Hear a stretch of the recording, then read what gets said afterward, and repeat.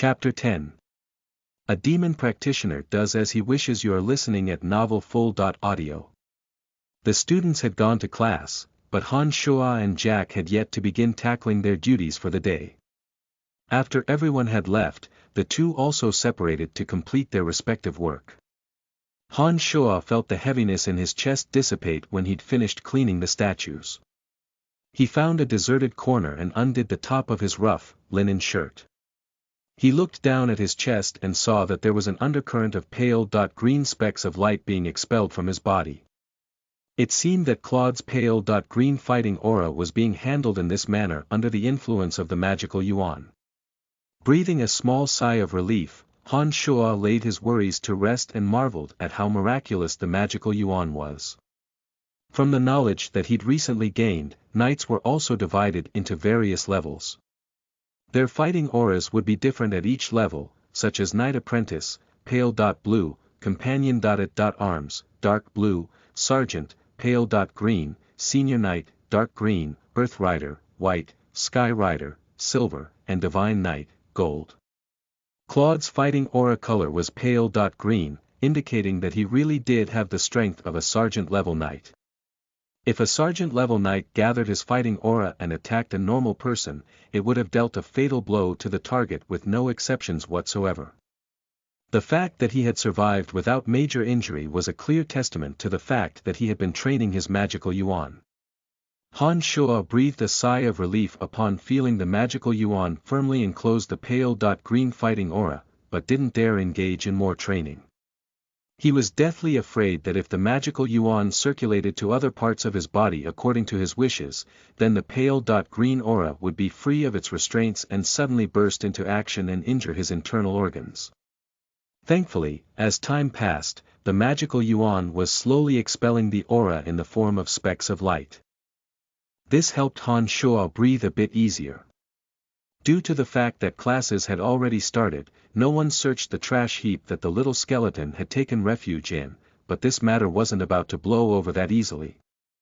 Seeing as it was broad daylight, Han Shuo didn't dare command the skeleton to return to the warehouse, for fear of inopportune discovery. Late afternoon, within the Department of Dark Magic's training field. The Babylon Academy of Magic and Force had very extensive facilities. Each department had its own independent training field. The training fields were a place for students to test their magic. All sorts of mental testing rocks to test mental strength, and equipment to measure the strength of a magical blast could be found within. The Necromancy Major also had a few spacious rooms reserved specially for students to conduct magic experiments. Han Shuo happened to have a mop in hand and was cleaning the necromancy training room floors when he suddenly saw a few necromancy students walk over. One of them was someone who had not come looking for Han Shuo in quite some time, Bach. His face was mottled with bruises and he looked quite miserable.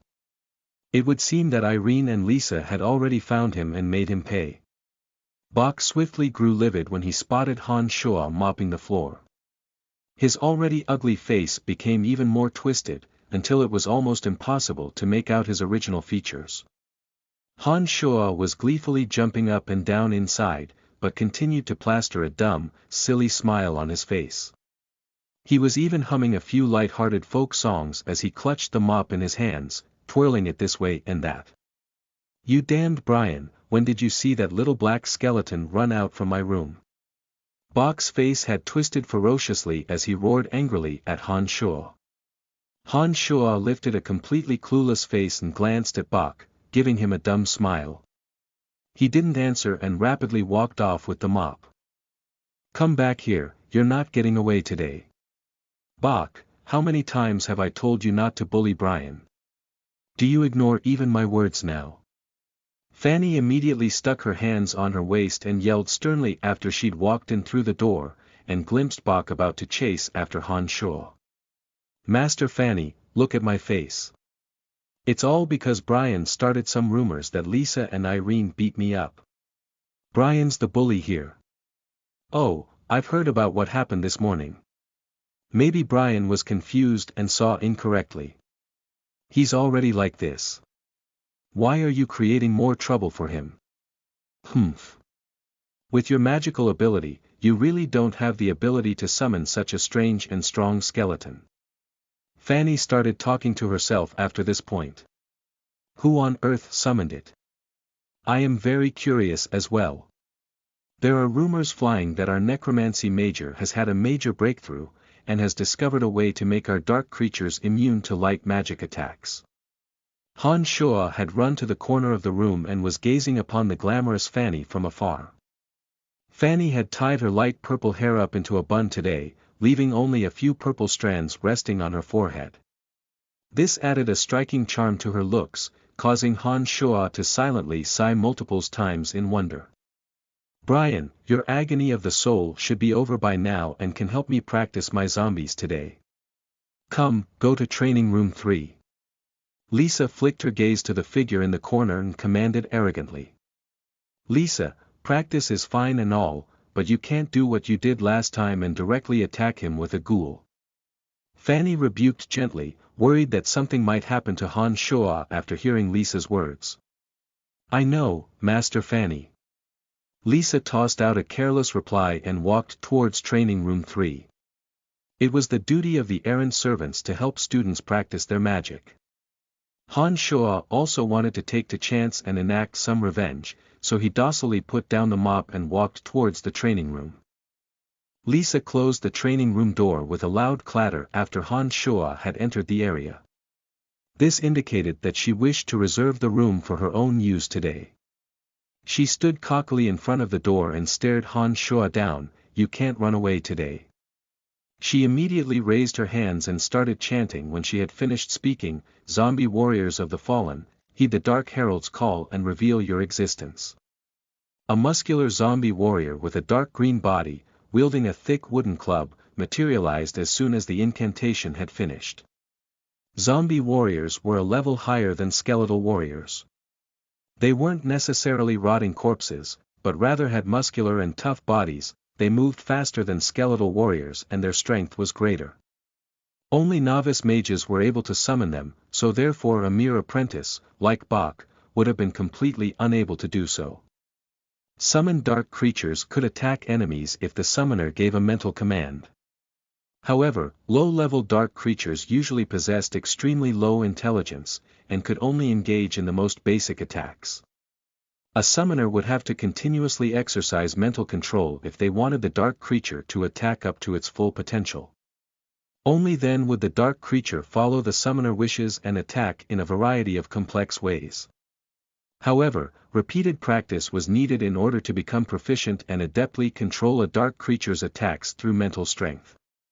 Therefore, the necromancy errand boys often became practice targets. Up until now, Lisa and company had used skeletal warriors to practice on the errand boys. This time however, she had summoned a zombie warrior. It was plain to see that she was up to no good. Han Shuo was dumbfounded when he saw that Lisa hadn't summoned a skeletal warrior, but a stronger, higher-level zombie warrior. He inwardly cursed Lisa's name a couple dozen times and backed up, on high alert. Hee, I see you're running faster, Brian, and that your strength has grown. It seems to be a bit of an insult to practice skeletal warriors on you. So today, you have the honor of helping the future necromancer Archmage, Lisa, learn how to better control zombie warriors. Lisa's pretty cheeks were tinged with pink and an unholy glee shone in her eyes. Under her commands, the zombie warrior had already started running towards Han Shuo, while she talked. The zombie warrior was wielding a thick wooden club and thundered towards Han Shuo, according to Lisa's instructions. Its speed was quite fast, and closed the distance quickly. The club flew directly towards Han Shuo's head. This club was thicker than Han Shuo's arms, and the zombie warrior possessed great strength. Even if he didn't die, Han Shuo would be gravely injured if he was hit. For reasons unknown, Han Shuo wasn't afraid at all as he watched the club descend. In fact, he felt a kind of bloodthirsty excitement. It was a very odd feeling, as if his body and soul craved battle. His eyes narrowed slightly as the dumb look vanished from his face, replaced with a sharp glint in his eyes. He tensed his left leg and sprang off it, shifting his body to the right by a meter. Bam went the zombie warrior's wooden club as it smacked solidly into the floor, where Han Shoa had just been standing. Ee. Lisa gave a shocked squeal from the sidelines, where she had been controlling the zombie warrior. For the briefest of moments, the feeling she normally received from Han Shoa drastically changed, causing her heart to stutter. She had never seen the expression and the look in his eyes before this moment, and so had emitted a startled sound of bewilderment. She forgot to give the zombie warrior further commands after that moment, and rubbed her eyes nervously. She stared closely at Han Shoa again. Strangely, Han Shoa was wearing a silly expression again, and seemed to be instinctively fearing the zombie warrior. He cowered and trembled as he backed up, giving off the very appearance of an idiot. I must have seen incorrectly. That damn Brian, how is it possible? How could he have that kind of aura, that kind of gaze? Lisa thought silently and gave a cold snort. She started to gather her mental strength again and commanded the zombie warrior to chase Han Shoa.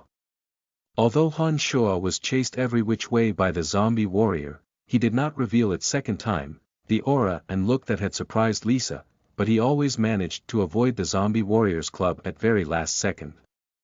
This piqued Lisa's curiosity and competitive spirit, and so she fully concentrated on manipulating the zombie warrior as she thought, Brian's actually gotten a lot faster and stronger since he's gone crazy. As the widely pursued target, Han Shoa started developing a strong desire for vengeance on Lisa at some point. Even though Han Shoa tried to reason that he couldn't and shouldn't pursue vengeance, and tried to stop the thought in its tracks, he just couldn't turn it off entirely. And as the zombie warrior became more and more agile, and chasing after him with greater speed, Han Shoa's thirst for revenge became stronger as well. A demon practitioner does as he wishes. A demon practitioner does as he wishes. A memory suddenly resurfaced in Han Shoa's mind. He seemed to spontaneously understand the true meaning behind demonic magic, and the sentence, a demon practitioner does as he wishes, seemed to coalesce into a voice that echoed endlessly in his mind. Finally, Han Shoa gave a low roar as he bent his head and arched his body. He changed his body's trajectory from avoidance and made straight for Lisa's direction. Chapter 11. This time, it's a club you are listening at novelfull.audio. Lisa was fully concentrating on manipulating the zombie warrior at this moment, and was stunned into dumbly standing there when Han Shoa suddenly changed direction and directly charged at her. She shook off her inaction in a panic, and hastily ordered the zombie warrior to follow Han Shoa, while she exhaled lightly and dodged to the side. Lisa couldn't make out Han Shoa's expression as he had lowered his head and arched his back, but an aura, as sharp as keen as a sword's edge, emanated from him as he charged. This was completely unlike anything that Han Shoa had ever displayed before, and thus the source of Lisa's consternation. Because the zombie warrior had been a step behind, its speed could not catch up to Han Shoa and thus could not help Lisa in the short run. It was hard for Lisa to maintain her previous unflappable calm, and she ran madly to and fro, terror written on her face. And so, a strange scene appeared in the training room. The zombie warrior chased after Han Shoa, whilst wielding a wooden club, whereas the latter said not a word and charged towards Lisa with his head lowered, while Lisa ran a wild, avoidance pattern around the room. She even forgot to team up with the zombie warrior and fight Han Shoa together. Brian, are you crazy? How dare you chase me? Lisa yelled as she ran, alarm evident in her voice. As the one doing the chasing, Han Shoa's mind was foggy and not too clear at the moment. Only the voice of a demon practitioner does as he wishes reverberated on and off in his mind. Han Shoa knew that he had to avoid a confrontation with Lisa at all costs. Otherwise, not only would the academy punish him, but even Lisa's family would be out for blood. No matter who it was, either one would be enough to make him suffer greatly, as he was only an errand boy. However, reason was reason, and logic was logic. Even though he knew he shouldn't, it was as if Han Shoa had taken the wrong medicine. He pursued Lisa relentlessly, the complete embodiment of a demon practitioner does as he wishes. All at once, Lisa gave a quiet, "ah," as she slipped while running and fell heavily. Han Shoa had already been close behind Lisa, and took advantage of this opportunity to close the distance in one giant step. "Ah! Brian, what are you doing? I'll definitely kill you if you dare bully me." Lisa saw that Han Shoa was already standing next to her before she was able to pull herself up. She frantically blurted out a threat when she saw that he was raising his left foot, readied himself to kick her. Han Shoa wore a very odd expression on his face at this time. He frowned fiercely, as if struggling with indecision. Reason wanted to prevent him from kicking Lisa, but after that sentence of, "I'll kill you," a hint of cruelty appeared on his face. The hovering foot descended and made straight for Lisa's pert, round butt. Bam sounded as the foot connected solidly with its target. Han Shoa felt like his left leg was kicking a smooth, rubber ball due to a feeling of soft buoyancy. "Ah!" Lisa gave an uncontrolled scream, like a pig being slaughtered, as she cursed vehemently. At the same time, the magical yuan, that had been enclosing Claude's pale green fighting aura in Han Shoa's chest, suddenly churned madly like a whirlpool. He could clearly feel that Claude's fighting aura was being dissolved bit by bit into the whirlpool by the magical yuan's high speed.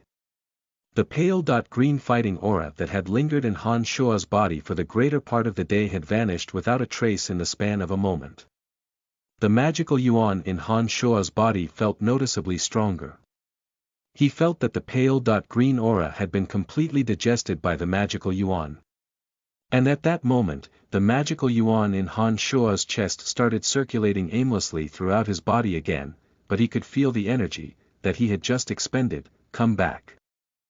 Even his mental state was in the best shape, as if he had just taken some highly potent elixir.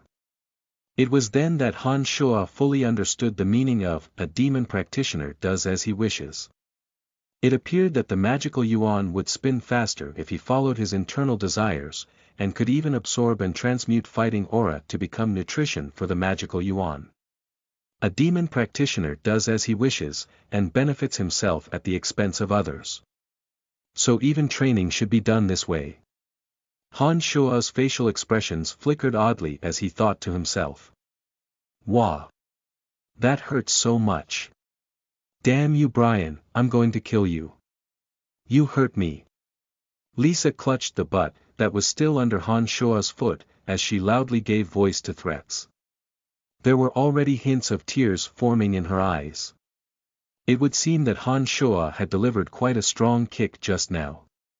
His thoughts interrupted, Han Shoa gave a silent cry of dismay inside when he looked at Lisa.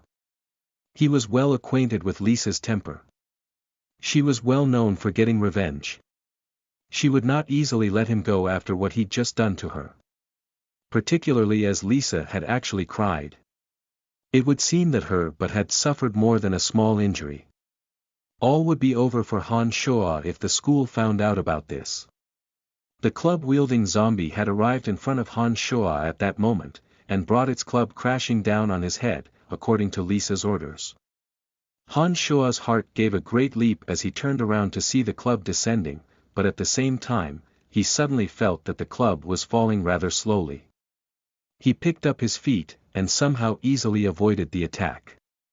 Han Shoa gave a light as he was slightly astonished, and once again dodged easily when he saw the club descending a second time.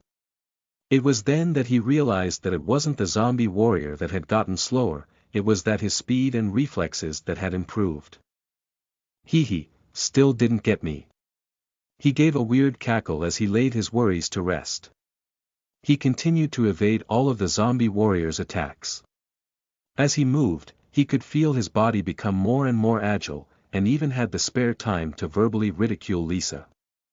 Lisa had wanted to use the zombie warrior to get revenge for her, but who knew that the damned Brian would suddenly become as limber as a monkey. He avoided the zombie warrior's club attacks with a hop here, and a jump there, and even catcalled shamelessly, as if mocking her incompetence. "Damned Brian, you're not going to get off this easily." Lisa grew a bit distracted thanks to the pain coming from her butt. Upon seeing that the zombie warrior not able to get a bead on Han Shoa, she made a shrill threat, and dismissed the zombie warrior back to another dimension.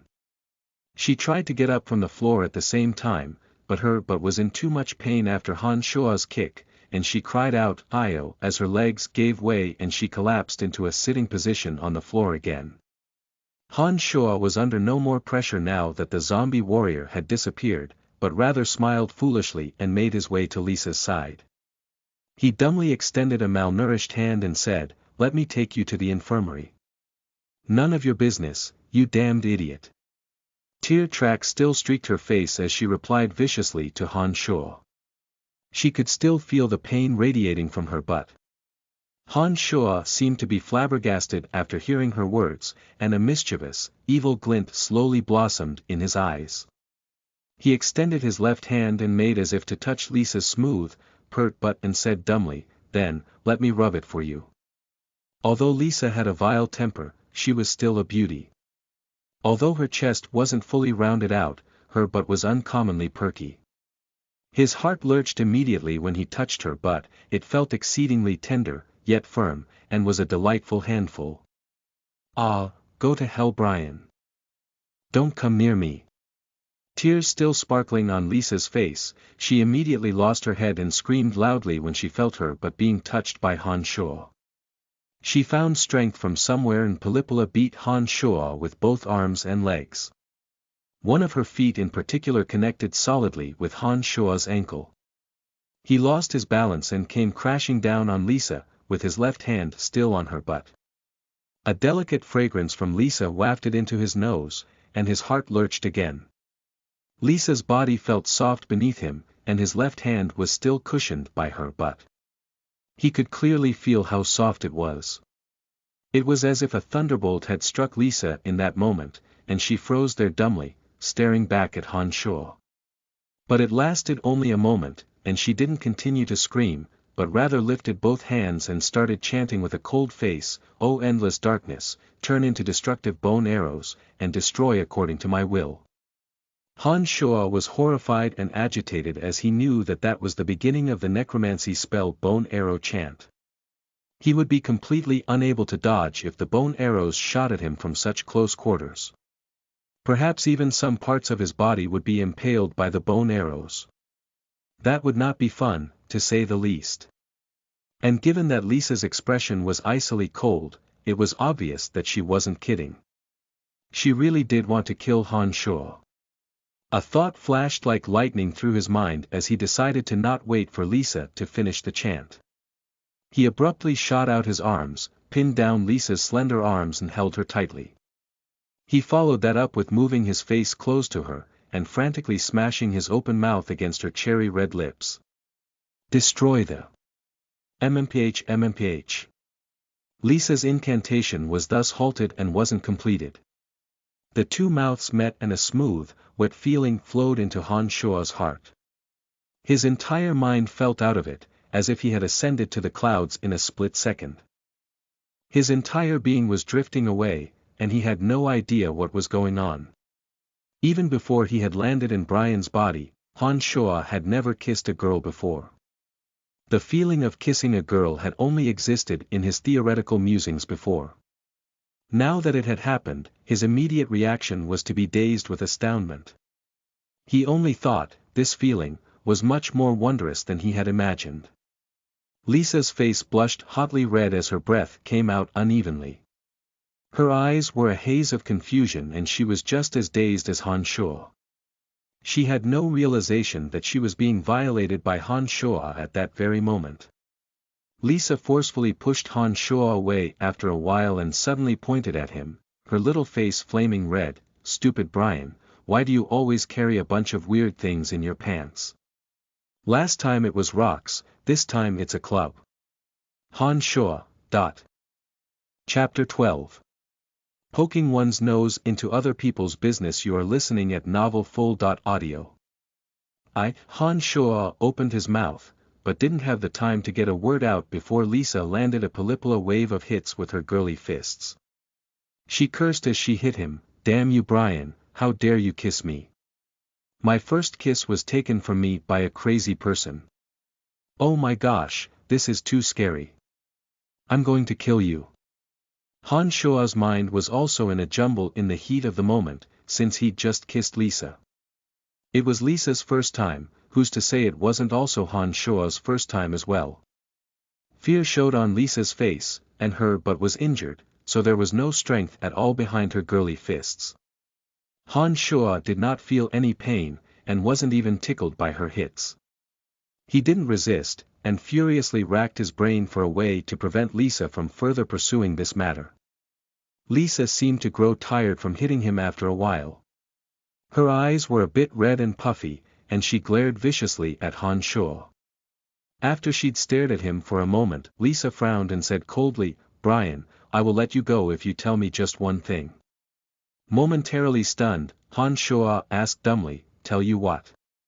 Why has your strength grown during this period? You couldn't avoid even skeletal warriors before, but now, even zombie warriors can't catch up to you. Even that idiot Bach suffered a beating at your hands last time.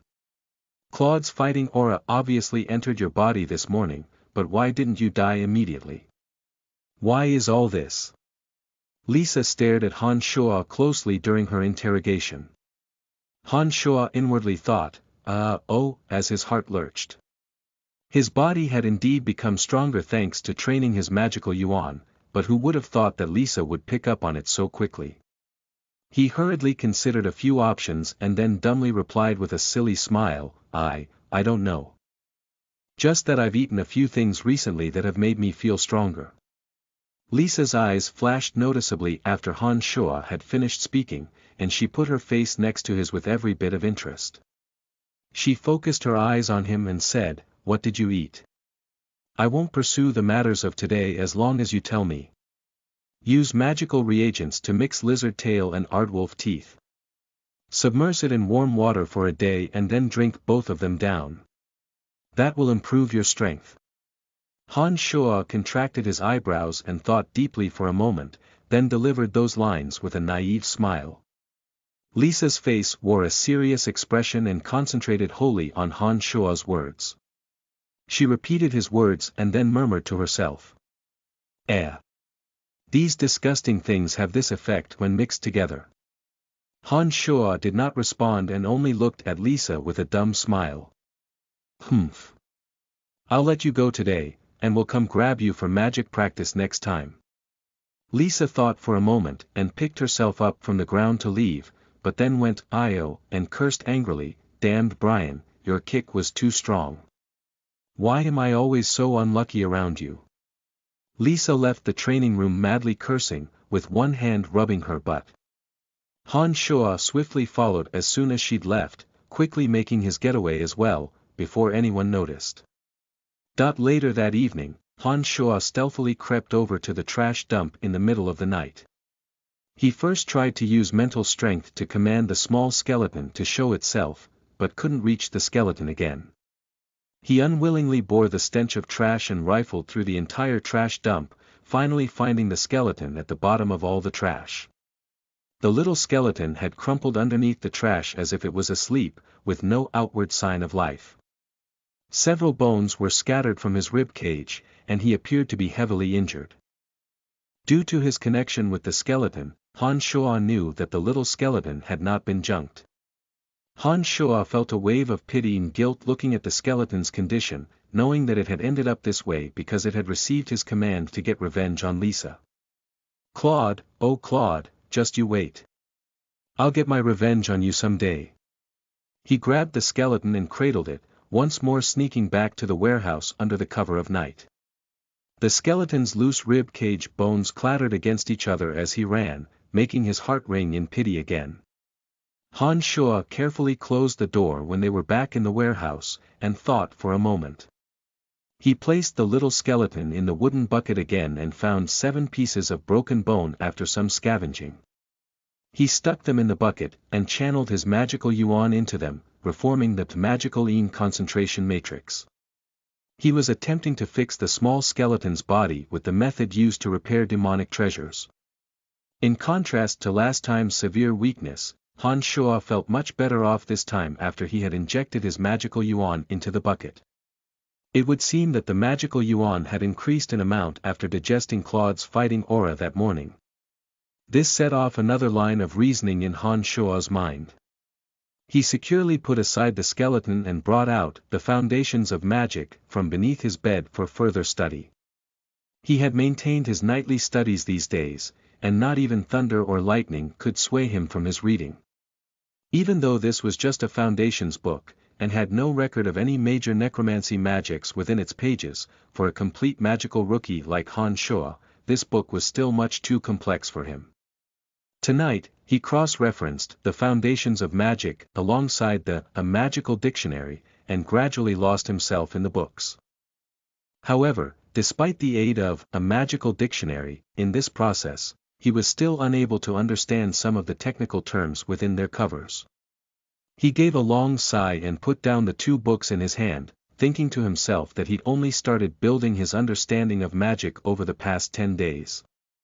If he could fully comprehend all the material in the books, then there was no point in the continued existence of the Babylon Academy of Magic and Force.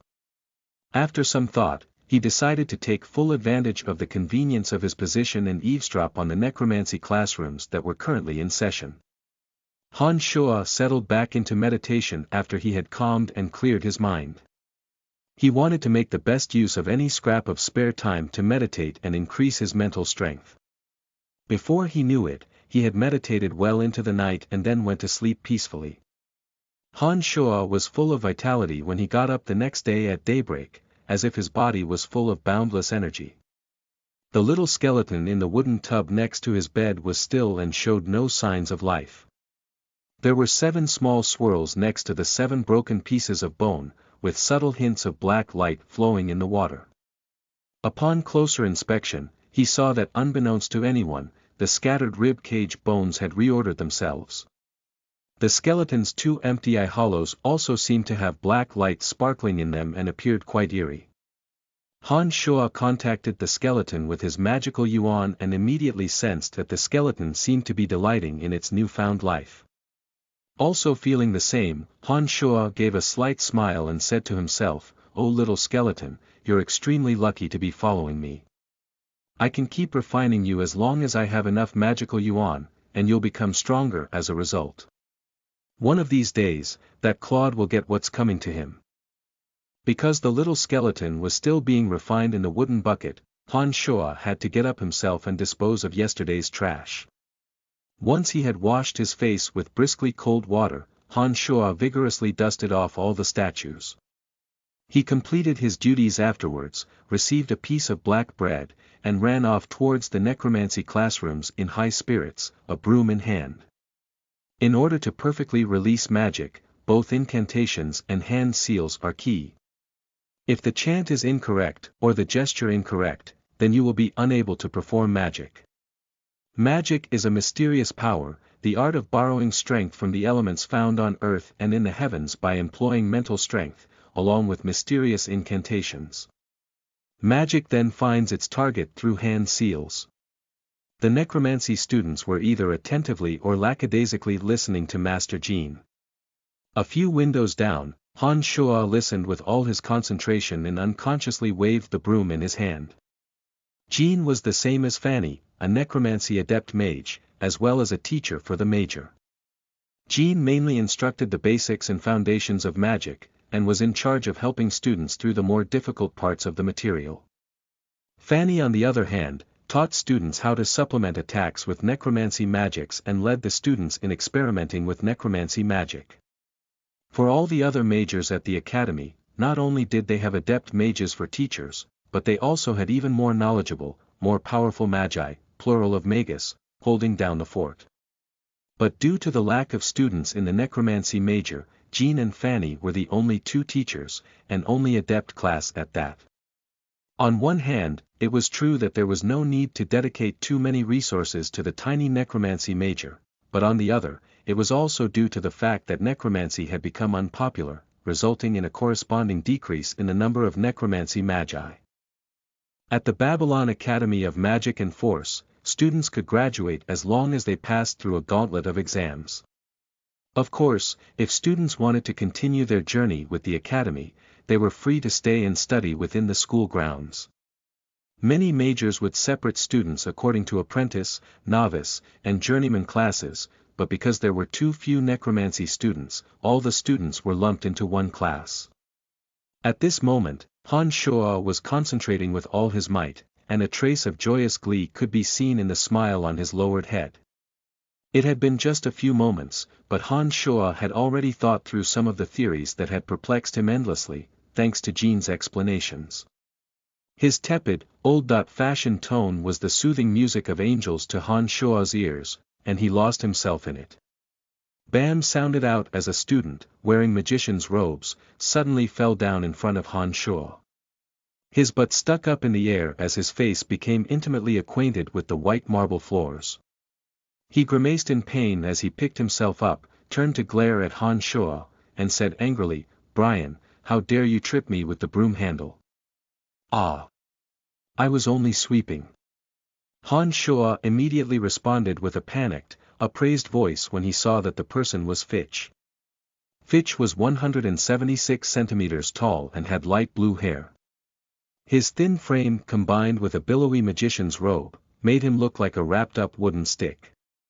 He was a journeyman mage in the necromancy major, and had long wanted to pass the tests to be promoted to adept mage. Unfortunately, he had failed multiple times, and rumor had it that he'd made another attempt. It would seem that he'd just returned.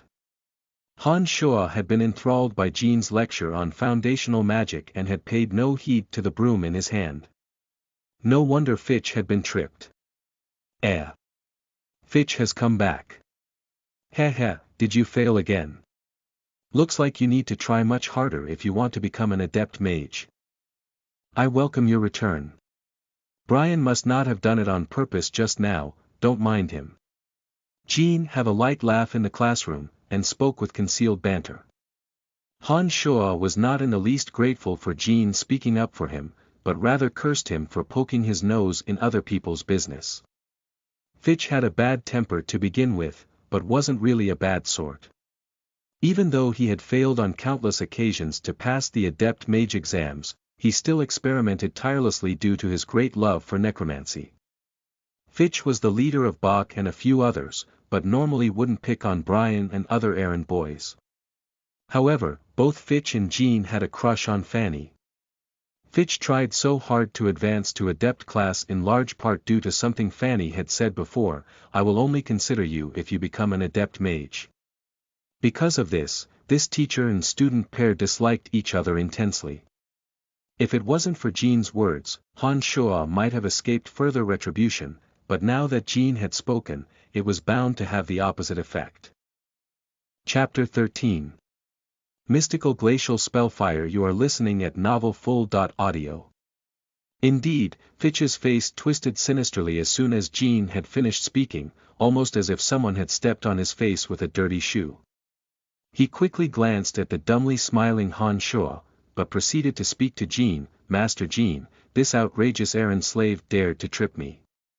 How can I not teach him a lesson?" Fitch rolled up his sleeves as he spoke, and hit Han Shuo on the head with his gray magic staff. Han Shuo actually breathed a sigh of relief when he saw that Fitch wasn't using magic, but merely his staff instead. Although Fitch was tall, he didn't have much strength. Han Shuo saw that the blow was descending without too much force, and decided to ignore it entirely. He stood there and made no attempt to dodge, just continued to smile in a silly, honest way. Pow! Han Shuo suddenly experienced acute pain when the magic staff knocked against his forehead. He gave a blood-curdling "I-O" and grimaced in pain from the magic staff in Fitch's hands. Who would have thought that although the staff looked like it was made of wood, it had the heft and hardness of metal? Han Shuo could only feel that his brain was buzzing with agony, and that a huge lump had already formed on his forehead. Damn it, why is this magic staff so hard and so heavy? I've miscalculated this time. Han Shuo thought as his forehead was bashed again, before his brain had had a chance to recover from the first hit. He felt his head grow heavy, and he stiffly fainted dead away onto the ground. When Han Shuo came to, he found himself on a large, soft bed. Faint medicinal scents floated in the air. He noticed that the two big lumps on his head had already faded, and there seemed to be some type of ointment applied to them. It had a cooling effect and felt very comfortable.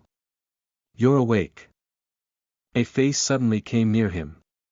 Light purple, wavy, long hair, sparkling clear eyes, fresh white teeth, and sexy red lips blew out a breath of slight fragrance onto Han Shuo's face.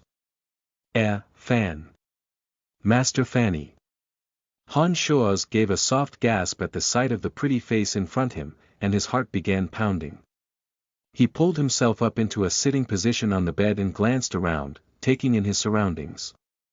The room was 20 square meters, and a large upright drawer was nearby. It contained a variety of medicinal vials, as well as some bones from magical creatures on the side. The walls were filled with magical drawings and text. In the middle was a pedestal made of darkly colored rocks, with a simple magic matrix formed on top of it. One glance was enough to tell Han Shuo that this was Fanny's laboratory. As Han Shuo was observing his surroundings, Fanny was also scrutinizing him with a great deal of surprise. It wasn't until Han Shuo's sight had made a full circle and looked towards her, that Fanny extended a slender finger and lightly tapped his forehead. A small exclamation of bewilderment followed shortly thereafter. The bumps went down so quickly. There wasn't even any bleeding under such a heavy staff thumping. How is this possible? Han Shuo's heart lurched when Fanny's finger touched him, and his nose greedily took in a deep breath. His lips curved up slightly in satisfaction as a whiff of fragrance drifted towards him. Fanny, on the other hand, was stunned by Han Shuo's behavior. His actions just now bore a few obvious hints of wanton seduction, and was a marked difference from Brian's typical timid and cowardly behavior. This made her pause in incomprehension, but a low sigh of understanding followed thereafter. She murmured lightly, "I didn't believe them before, but it does seem that Brian has gone a little crazy. I can't believe an agony of the soul has turned him into this." Sigh. Although Fanny had murmured in an exceedingly low voice, Han Shuo clearly heard everything. He laughed wryly inside, and thought that here was yet another person who truly believed that he had gone mad. Suddenly, an expression of heightened curiosity appeared on Fanny's face and she said earnestly, "Brian, the bruises and bumps on your forehead healed so quickly, there's nothing there now. Is this an after effect of the agony of the soul? This is really too incredible. I have something to research further again. Necromancy magic is truly wondrous indeed." Han Shuo could only smile wryly with some resignation, as he watched Fanny Pelipula rifle wildly through her things with great excitement. Han Shuo was just a crazy person to her right now. He naturally couldn't explain that training magical yuan was the reason behind his body's oddities. Fanny was not wearing her glasses again today, and was exuberantly rummaging through magical items on all sides. After a while, she sashayed towards Han Shuo, holding a light green ball the size of her palm. The light green ball lit up with a soft, green glow, and after she abruptly said an incantation, she placed the ball on top of Han Shuo's forehead. Strong magical undulations rippled out from the ball. It was like a magnet, firmly glued to Han Shuo's forehead as the light green ball sucked out the last bit of mental strength from his mind. The light green ball suddenly flickered like a broken green light bulb. Oh! This is too inconceivable. Brian, you have mental strength in your mind. Oh my gosh, what's going on? Can it be that the agony of the soul has the ability to bestow ordinary people with mental strength, after they have been baptized by magic? This is too unbelievable. Fanny suddenly hollered, astonishment and fright written all over her face. It seemed that discovering that Han Shuo's mind had mental strength was more than a small shock to her. I've decided, this will be my future research topic. If the agony of the soul doesn't turn someone crazy and can leave traces mental strength within a body, then even an ordinary person can become a mage. Oh! This is too unimaginable. Gurgle. It was at this moment that Han Shuo's stomach protested with hunger. The excitement still had not receded from Fanny's face as she breathlessly to Han Shuo. It's getting late today, go back and rest first. I'll come find you often in the future. I'll go discuss with the school authorities to lighten your workload appropriately and increase your rations, until I've finished studying this topic. Joy blossomed in Han Shua's heart as he heard Fanny's words. Evil thoughts kept crossing his mind as he watched the glamorous Fanny.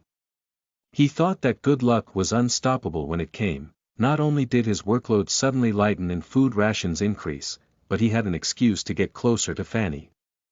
It looked like Fitch had actually helped him a great deal with this beating. When he left Fanny's lab, Han Shua lifted his head and saw that it was dusk when he noticed the fading light in the sky. He rubbed his forehead and discovered that apart from a bit of light pain, there wasn't much else wrong with him now. He completed his afternoon duties with lightning speed, and bumped into Jack at the place where bread was given out. Jack was extremely surprised to see Han Shua, and cast weird glances at him. He asked doubtfully, "Brian, I heard that you had 2 huge bumps on your head and fainted because of Fitch's magic staff. How come there isn't a trace of that now?" "Master Fanny smeared magical reagents on me, the bumps naturally faded away quite quickly." "Heh heh, Master Fanny is beautiful and gentle." Han Shua laughed happily at Jack. "Brian, this is your food for the day." A voice called out from the dining hall window. Han Shua swiftly ran over and received a piece of white bread, a small cup of milk and a fried egg. Brother Gotha, did you make a mistake? Brian should get the same food as us, and even a smaller piece of bread than mine." The boy who Han Shua had beaten up last time, Kerry, waved a piece of black bread in his hand and yelled loudly at the fatty who was in charge of dispensing errand boy rations, "Gotha." Gotha cast a cold glance at Kerry and lightly snorted, "This is correct, it came straight from the school authorities. This will also be Brian's rations in the future. Go talk to the school authorities if you have opinions about it." "Humph. But you're just a small errand boy, you'd be making life difficult for yourself if you said anything." Han Shua gave a large shout of laughter as he saw Kerry and Borg's angry expressions while holding his white bread, milk, and egg. He purposely smacked his lips loudly when eating the bread, and kept up a long litany of praises. This white bread definitely tastes different from black bread. Ah, there's even milk and eggs. Oh goodness, this is such a happy day. Brian, can I drink some milk? That milk looks so delicious." Little fatty Jack licked his lips and looked enviously at Han Shua. "There's still half a cup left, take it." Han Shua generously passed it to Jack and pulled him away, smiling merrily as the two walked away, leaving Kerry and Borg behind casting disgruntled looks. Han Shua took a look at the small skeleton later that night, back at the warehouse. He noticed that the small skeleton was still laying in the wooden bucket, but that the 7 swirls in the bucket had stopped moving. He understood with a glance that this was because the magical yuan had run out, and extended a hand to coalesce more magical yuan into the 7 bone fragments. It was only when the 7 swirls had reformed around the bone fragments that he stopped and went to bed. The Yin magical concentration matrix was just one method in refining demonic treasures. According to instructions, 1 infusion of magical yuan should have been enough to maintain the matrix for a full 36 days. However, this expected result hadn't been achieved partially due to the weaknesses of Han Shua's magical yuan, and also because he had randomly scavenged various ingredients together. Han Shua felt that the magical yuan within his body had become much stronger after a bit of meditation and training on the bed. A sudden thought struck him, and he wondered if he could use the magical yuan to practice the combative magics that Chu Tsang Lan had left behind in his mind. Han Shua's eyebrows knit together in deep thought as he started down this path of thought. He could vaguely feel that there were numerous training methods in his mind, but that many of these secret demonic techniques were a bit fuzzy, as if a thin layer of opaque paper prevented clear understanding. His brows furrowed as he slowly searched through his memories. He realized that the memories in his mind seemed to be in great disarray, and that he could not fully recall all of them.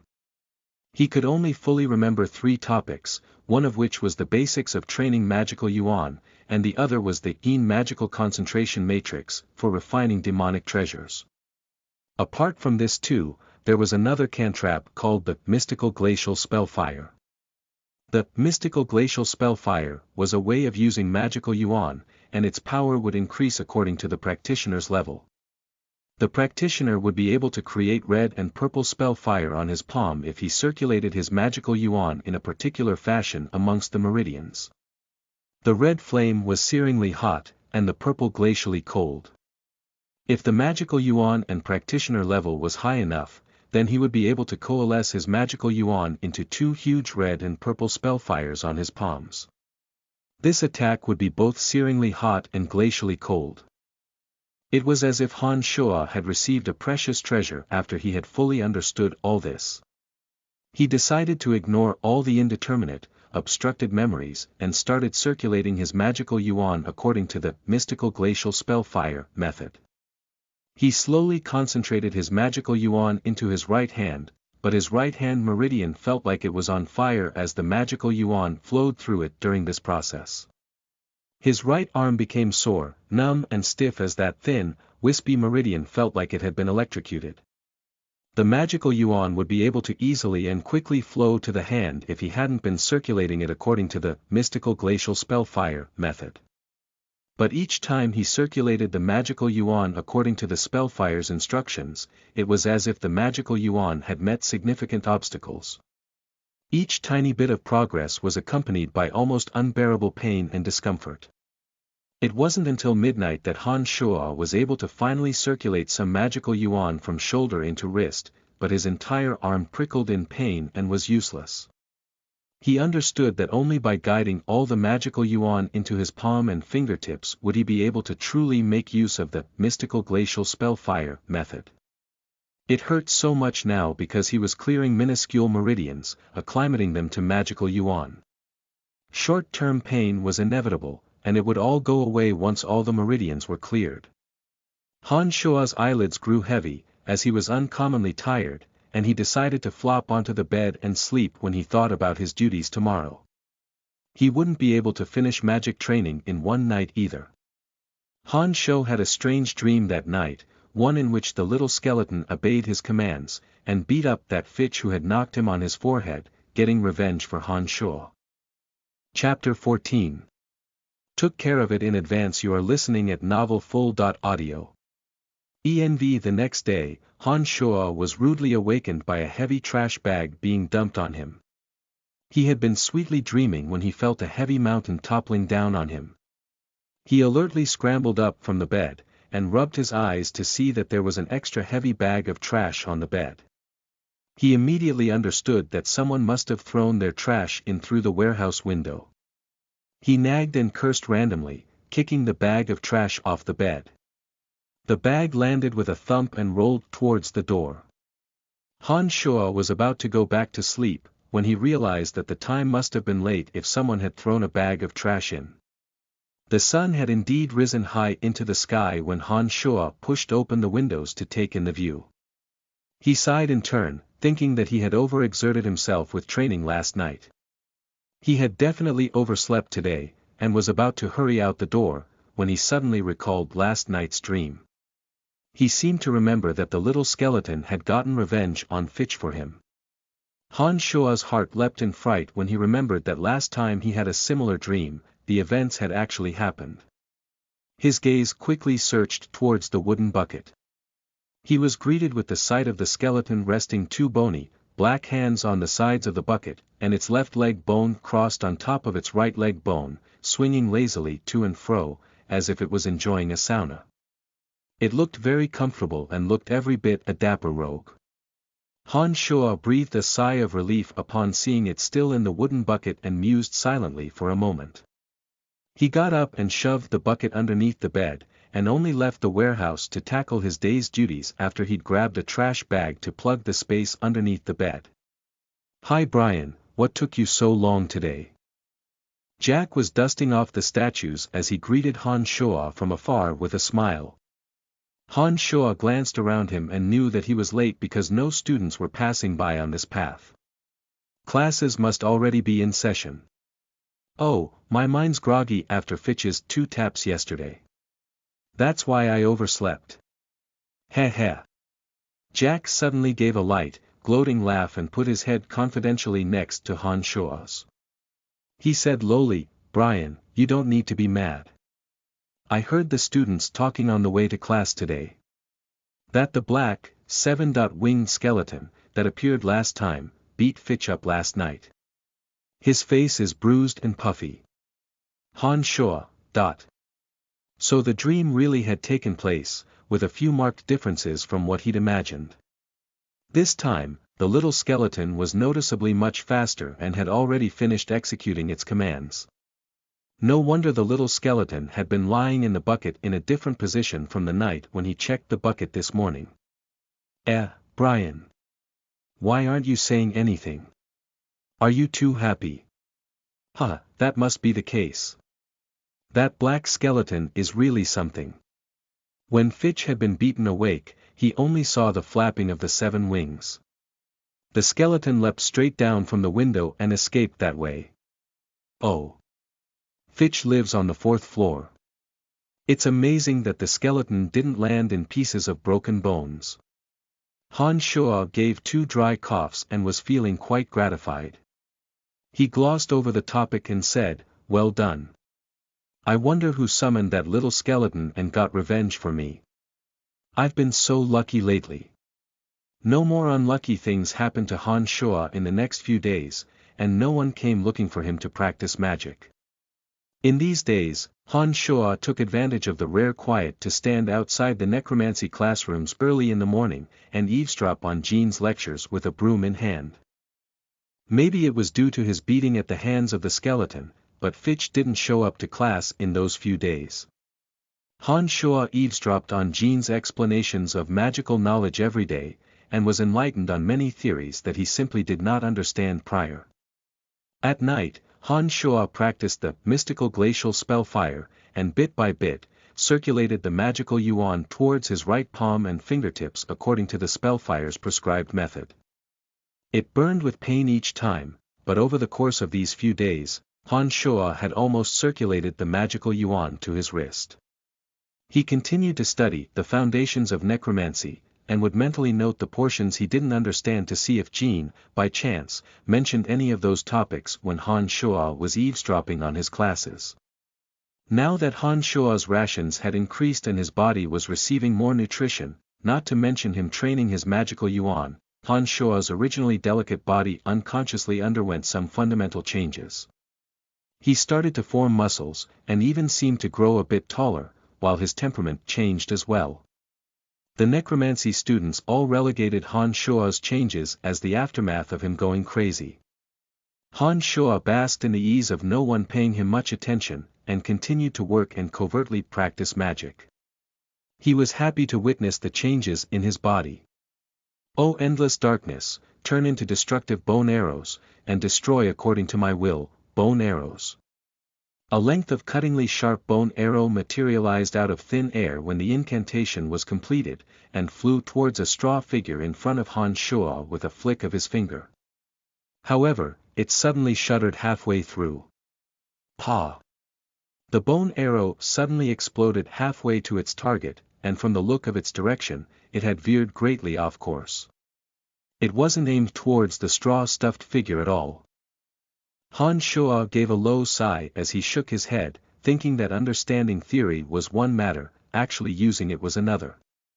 Han Shua had been practicing this lowest-level bone arrow magic near the cemetery these days, and he'd never been able to successfully cast it. Either he wasn't able to summon the arrow, or its direction was greatly off course and would explode mid-flight. Han Shua understood that repeated practice was necessary in order to successfully cast necromancy magic. Only through constant practice would he be able to fully grasp the particulars of a spell, and be able to successfully cast it without any errors or flaws. These days, Han Shua would always train his magical yuan for a while whenever night fell, then sneak over to the cemetery, where he had once been dumped as a corpse, to practice necromancy in the dead of night.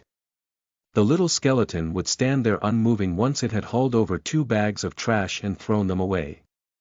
Just as Han Shuo was reflecting on the incantation and hand seals he had used just now, and was trying to figure out where he had gone wrong with employing his mental strength, he suddenly heard rushed footsteps in the distance. He started and quickly hid in the randomly scattered rock outcroppings next to the cemetery. The cemetery was expansive and completely quiet at night. Few visited apart from Han Shuo stopping by to throw away discarded magical ingredients. He furtively practiced magic here because he didn't want to be discovered, and naturally hid out of sight when he heard footsteps sound. After a while, a tall, solidly built, blue-haired, middle-aged man, with his clothes dyed crimson from blood and bloody froth at his mouth, came into Han Shuo's line of sight. He wielded a broadsword and staggered forward with an anxious look. He stumbled directionless, and kept checking behind his back. His body shuddered when he reached the area where Han Shuo had been practicing before, and his footsteps swayed as he fell to the ground. He fished out a gray handbag from an inner chest pocket, randomly pawed at the earth twice and stuck the bag into the dirt. He got up and continued running after he had smoothed over the earth. "Dylan, where can you run to now?" A benevolent voice carried from afar as a black light flashed and materialized into a thin, frail, old man behind the middle-aged man. He wore a compassionate smile on his face and his master's robes were rimmed with gold. He carried an obviously precious staff that was embedded with a ruby, sapphire, and topaz. A ball of dark green light swiftly flew in from afar after the frail, old kindly mage had appeared. When it reached the clearing, the dark green light abruptly disappeared and a strongly built, muscular-looking swordsman equipped with a long sword appeared. "Master Duke, how should we handle Dylan?" The swordsman stood politely next to the mage and asked humbly after he had arrived. The compassionate old mage, Duke, wrinkled his sparse eyebrows and looked at the figure collapsed on the ground with blood coming out of his mouth. "Poor Dylan. He's probably at the end of his tether. He should not suffer this kind of pain. Eric, send him on his way. The master is too kind." Swordsman Eric praised with an odd expression on his face, and suddenly flashed like lightning towards the still-running Dylan. Han Shuo caught a fleeting glance of a ball of dark green light as blood splattered from Dylan's back, and he finally fell to the ground, unmoving. Eric sheathed his long sword and immediately bent down to search Dylan's body. His facial expression became uglier and uglier. He finally stood up and said resignedly, "Master Duke, it isn't on him." "How is that possible?" Duke was shocked and his expression shifted. He summoned Dylan's corpse with a wave of his staff, chanted a wind magic incantation, and several sharp blades of wind appeared to shred the corpse's clothing to pieces. Han Shuo clearly saw it all while hiding behind the outcrop of rock. The dark green light blossoming from Eric's longsword indicated that he was a senior knight. That such a senior knight was so respectful to that duke meant that the identity, or ability of this person, was even higher. It was the first time that Han Shuo had seen a murder committed, and his heart pounded as it raced with panic. "It really isn't on him." Duke muttered to himself and tossed Dylan's naked body to the ground like trash with another wave of his staff. Duke shook his staff again, and a strong pulse of mental strength gushed towards Han Shuo. Han Shuo's body flew up against his will and landed in front of Duke. How did you know I was there?" Not only was Han Shuo panicking internally, but his mouth was panicking as well. He flailed around with his limbs in mid-air and yelled with disbelief. What a cute, innocent little fellow. Judging from your clothes, you're from the Babylon Academy of Magic and Force." Duke gazed kindly upon Han Shuo and dumped him on the ground after delivering these lines. "Yeah, I'm an errand boy from the Babylon Academy. I was here to throw away magical trash. I didn't see anything just now. It's getting late. You guys keep chatting, I'm going back now." Han Shuo stood up from the ground and responded with a face full of naivete. He took 2 measured steps towards the academy's grounds, then increased his speed and ran away with all his might.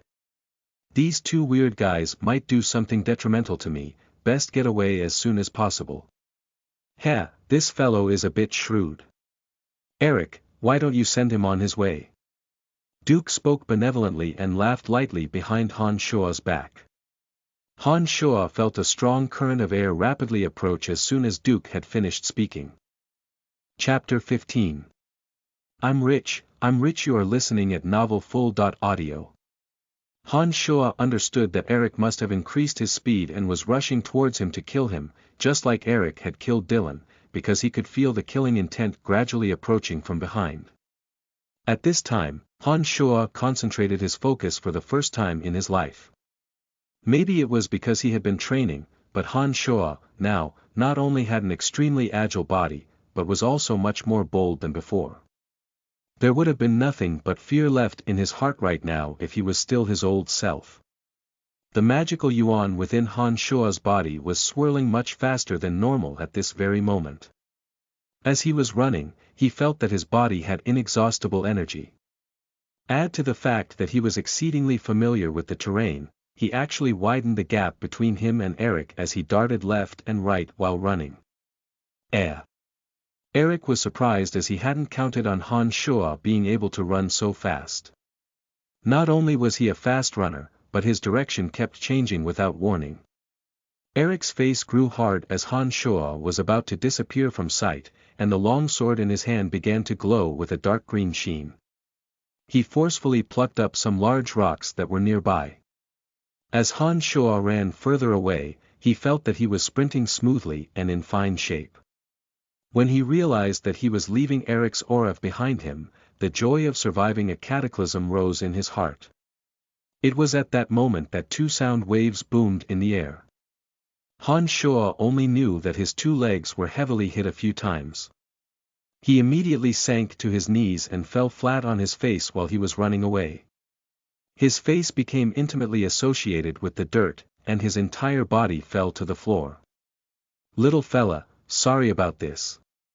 Eric lightly called apologetically as he flicked the longsword in his hand. A ball of dark green light materialized and swiftly flew towards Han Shua. His mind clearer than ever before, Han Shua felt the magical yuan within his body churning madly. His legs, that had been sore beyond belief moments ago, no longer ached as badly. As he faced the lethal blow, Han Shua pushed off from the ground with both hands and feet and rolled to the left. Clang! The ball of dark green light from Eric's longsword landed where Han Shua had been laying on the ground. Multiple fractures crisscrossed over the hard ground like a chessboard. Each crack was several meters deep. If Han Shua had still been there, he would have likely been torn to pieces. "I really didn't see anything, don't kill me." Han Shua was scared witless after he dodged that blow and took in the ground's condition. He spoke with twisted expression as he hurriedly scrambled up, preparing to run for his life again. "Little fella, you're quite nimble for someone so skinny, but you saw something today that you shouldn't have seen. My apologies, I have to kill you." Eric shrugged his shoulder and smiled with resignation. A few rocks, the size of a person's head, flew up as he flicked his sword, and came hurtling towards Han Shua. Han Shua freaked out a bit, and anxiously dodged from side to side. As he was dodging, Eric soundlessly appeared behind Han Shua, and a ball of dark green light sank into his body with a flick of Eric's longsword. All of a sudden, Han Shua flew out and once again kissed the ground, with all his limbs flung out. The pain from his spine was intensely bone deep, and the magical yuan within his body furiously congregated in his back, firmly enclosing the dark green aura that had landed in Han Shua's body. Why do I feel like I've lost a bit of fighting aura? This is a bit strange. Have I overexerted myself? Yes, that must be it. This kid runs fast, good thing it's finally taken care of. Han Shua had been ready to run again when he heard Eric mutter to himself. Han Shua's current body condition was the same as the time when Claude's fighting aura had attacked his body, but the only difference was, Eric's dark green aura was even stronger. The magical yuan couldn't fully enclose it, so Han Shua's back was a mess of blood and flesh, and looked quite terrifying. Han Shoa held his breath as a thought struck him, and lay there, afraid to move a single muscle. But at this time, the little skeleton seemed to sense Han Shoa's danger and seemed to be on its way to defend its master. Maybe due to the extraordinary amount of pain he was in, Han Shoa's mental strength seemed to be more concentrated than it had ever been, and so he gave an order in the nick of time for the little skeleton to remain where it was. The tomb that the little skeleton was in was a bit far from Duke. But if it crawled out of the tomb to hurry here, Duke would definitely discover it. Although he didn't know Duke's rank, Han Shoa could tell from previous events that he was extremely powerful, and didn't want the little skeleton to come rushing to its death. Eric panted a few times, muttered to himself a bit more, then picked Han Shoa up by the collar and brought him to a crumbling tomb nearby. He didn't bother to check Han Shoa's condition as he confidently threw his body down into the tomb, behaving as if Han Shoa had naturally died already. That was understandable, given that Han Shoa was just an ordinary errand boy. He would naturally be dead after taking a hit from a senior knight. How could there be any exceptions? Eric did not tarry after he threw Han Shoa into the tomb, and immediately followed his original route back. There was no more movement in this area after a while. Han Shoa's back hurt like hell and he was busy mentally cursing all of Eric and Duke's families. He didn't dare climb out of the tomb until an hour later, when he gritted his teeth against the pain from his back and slowly, arduously crawled out of the tomb. He expended some effort in touching his back and felt that it was a bit sticky. When he saw the blood on his hand, he silently noted this incident. If there was a chance in the future, he would pay it all back with interest. Grimacing against the pain, he cautiously walked towards the previous clearing.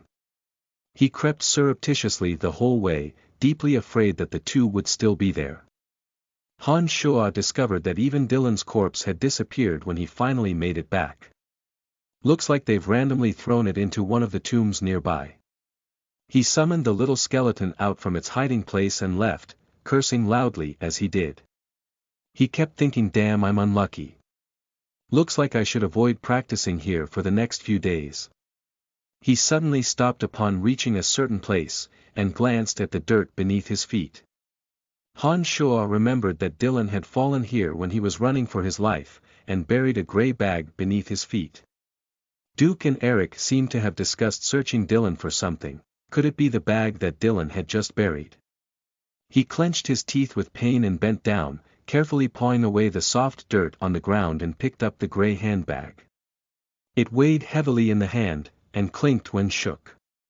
The material and style of this bag was so much better than the one he was using. He yanked at the drawstrings, shoved his hand inside and brought out a few silver coins. I'm rich, I'm rich. Han Shoa knew that silver coins were the currency of this world. Brian had never even held a single silver coin in his years as an errand slave. Now looking at the coins in his hand, Han Shoa couldn't hold back his laughter. Even the pain from his back wasn't as severe as before. Swoosh! He dumped out the contents of the bag onto the ground, revealing a dark green jade box the size of a palm. It was quite heavy and cool to the touch. There was a depression that seemed to be a keyhole, and actually a green key next to the box as well. However, this wasn't the center of Han Shoa's attention. His eyes were glued to the coins in front of him and he smiled dumbly and repeated, I'm rich, rich. 3 gold coins, 12 silver coins and 56 bronze coins. That was the money contents of the bag. 1 gold coin could be exchanged for 100 silver coins, and 1 silver coin for 100 bronze coins. Even with Han Shoa's improved rations, a day's worth of bread, milk and fried eggs were less than 10 silvers. If this money was exchanged for food, it would be enough for 2 years of his rations. Brian had originally been sold for 5 golds to the Babylon Academy of Magic and Force. The money here was enough for half of his life. After a bout of extreme joy, Han Shoa was all smiles as he put the money back into the bag. His eyes then landed on the dark green jade box and green key. He frowned as he recalled Duke and Eric's clothing. It was apparent that the two were persons of some stature, Duke's robes and staff were in particular priceless items. Although these coins were a great fortune to him, they would be nothing to Duke. They wouldn't have hunted Dylan for this money, and to kill even Han Shoa over it. Were they after the contents of this jade box? Han Shoa's gaze focused on the dark green jade box sitting still on the ground as his thoughts traveled down this path. Under the moonbeams, the jade box sparkled with a faint green glow indiscernible to a careless eye. The hazy green glow was extremely faint, and had an unearthly beauty to it. As Han Shoa was silently gazing upon the jade box, concentrating his mental strength with unusual clarity, he suddenly felt a sinisterly cold presence emanate from the box. The box flowed up Han Shoa's mental strength and almost traveled right into his bones. Han Shoa shuddered uncontrollably and closed his eyes tightly. This box was a bit strange. He took a deep breath in, calmed himself, and then looked around in paranoia. He swiftly stashed the jade box and key back into the gray handbag, and staggered back to the warehouse. Back in the warehouse, Han Shoa did not study the jade box further, and even temporarily left the money alone. He hid the handbag underneath the bed with a bit of a fear, commanded the little skeleton to wash and dress his back, then sank into a deep sleep. Chapter 16. A lot of people are hitting me. You are listening at novelfull.audio. Noon, the training fields for the necromancy major. Han Shoa was absent-mindedly cleaning as he ran through Master Jean's morning lecture in his mind. Han Shoa's eyebrows were slightly as he was deep in thought. A fat figure sprinted in from the door and came to a stop in front of Han Shoa. Jack panted heavily as he said hurriedly, "Bad news, Brian. Carrie and Borg are coming to get revenge on you." Han Shoa was a bit unhappy that his thoughts had been interrupted. He frowned upon seeing Jack's panicked face and asked, "What going on? Didn't I beat up those two idiots last time? What do they want with me again?" "I don't know, I'm not sure either. I only heard that they're in pain because they ate something this morning. Their faces are all green. They're yelling about getting revenge on you, even Lisa's looking for you." Han Shoa still felt a bit of pain when he touched his back, but it felt a lot better than it had last night. The magical yuan had eventually fully enclosed the dark green fighting aura within his spine, and seemed to be shrinking slowly. This gave Han Shoa a small bit of comfort. "Don't blame me since you've come looking for death." Han Shoa coldly snorted and tightly grasped the broom in his hand as he looked towards the door. Jack still wore an anxious expression on his face as he wringed his hands. "Brian, it's different this time. Carrie and Borg got a few helpers and they don't seem to be errand boys from the necromancy major. They're all really tall and strong. Hurry and run. Damned Brian, how dare you plot against us? I'll make you pay today." Carrie's voice had already traveled in from outside as Jack was urgently trying to convince Han Shoa to run. A crowd of people had already blocked the training field doors by the time he'd finished speaking. Carrie and Borg really did have green faces, and Borg yerped as soon as they had walked in through the doors. He clutched his stomach and his body spasmed for a while. He vomited a black and gooey liquid, and his breath immediately smelled of a bitter sourness. Carrie's already green face looked even worse after seeing Borg spit something out. His stomach also seemed to be in pain as he coughed into his hand, but couldn't vomit anything despite wanting to. "Brian, what did you tell Lisa to refine? She fed it to us and we're like this now. It's my death or yours today." He clutched his stomach with one hand and pointed an accusing finger with the other as he spoke bitterly. Borg's body felt a bit weak after vomiting, and leaned on the door to keep himself upright. He smiled inwardly as Han Shoa felt silly. He had randomly made up some disgusting things to fob off Lisa last time she'd asked him why he suddenly became so agile and vigorous, but who knew that she'd take it for real and actually refine the revolting things. It looks like she'd experimented on Borg and Carrie. No wonder the two looked worse than death. No, I didn't." Han Shoa shook his head and said with an expression of ignorance. He looked dumb and quite innocent. Lisa told us everything. How dare you still say you didn't? I'm not leaving until I teach you a lesson today. Carrie bellowed angrily and made a gesture at those he'd brought with him. There were 6 errand boys, including Borg.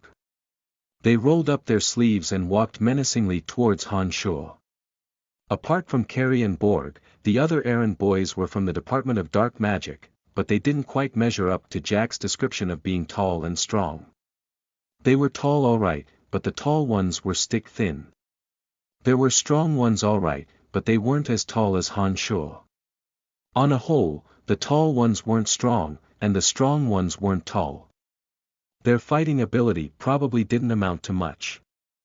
He flexed his hands, but still wore a dull expression on his face. An uncontrollable desire to rage and vent grew in his heart, and seemed that it would only be appeased by beating all of these people into the ground.